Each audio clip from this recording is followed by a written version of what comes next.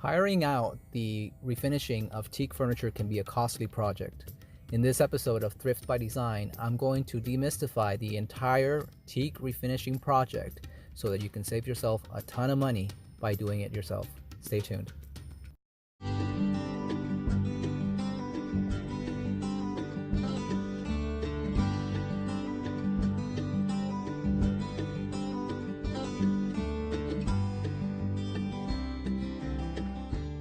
Hello, welcome back to Thrift by Design. My name is Gerardo, interior designer, master painter, refinisher, and sculptor. Today we are in beautiful La Guardia, California, where my client has hired my firm to refinish this beautiful, it's been in the family for many years, teak swing set. And we're gonna get right to it because I know you want the information as quickly as possible. And you haven't warmed up to me quite yet. So I'm gonna give you the information really quick. First thing you're gonna need is some sandpaper, because believe it or not, under all of this gray lies the original teak. And we're not gonna get to it unless we can sand back all of this gray. So you're gonna need 60 grit sandpaper, you're gonna need 100 grit sandpaper, and you're gonna need 220 grit sandpaper. All right, that's the way that we're gonna reveal that gray. You're also gonna need a dust brush because you're gonna be creating a lot of dust. So you need to be able to brush it off. You need some teak oil. You can pick it up at Home Depot, Lowe's. You also need a bucket to work out of, a small little container. A brush. Don't go all out on a brush, just a $5 brush. China bristle, that's fine. Don't spend 50 bucks, don't invest in a brush. We're throwing it away after this project. All right? See, right here you can see on the bottom rail what it looks like to reveal the teak. Anyway, you also need some gloves, and we need some rags. All right, that's all you're gonna need. So get ready to do some sanding. First step. All right, so the very first thing you want to do is to start sanding with the 60 grit sandpaper. So grab yourself a sheet of the 60 grit, fold it into a palm size, manageable size, and start sanding. The objective is to reveal as much of this brown color as you can and to remove as much of this gray color as possible. Once you've given everything a pass with the 60 grit sandpaper, you're no longer going to have a gray bench, you're going to have a brown bench, and that's what you want.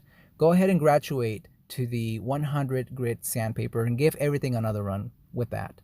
Finally, we're going to finalize the sanding stage with a 220. Go ahead and give everything a bit of that, dust it off, and now we're ready to apply our oil.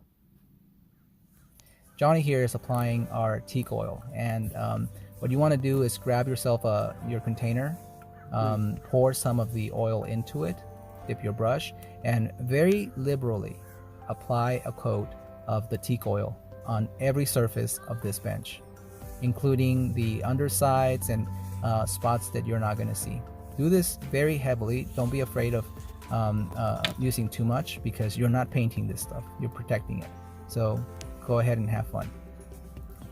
Once you're done with the first coat of the oil, it almost looks like you're finished.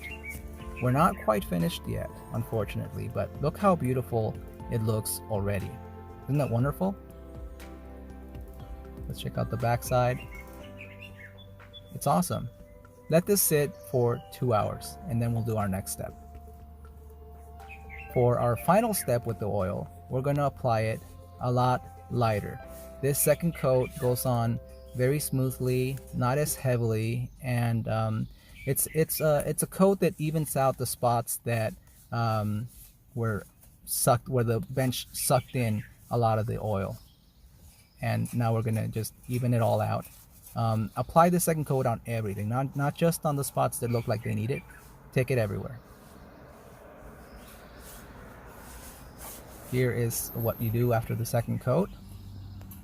You want to take your rag and wipe the entire surface. Wipe it so that you get a uniform appearance. That's what the reason for this wiping is. So that everything looks cohesive, of a single sheen. There's no high spots and low spots. And once you've done that and you're happy with it, leave it alone.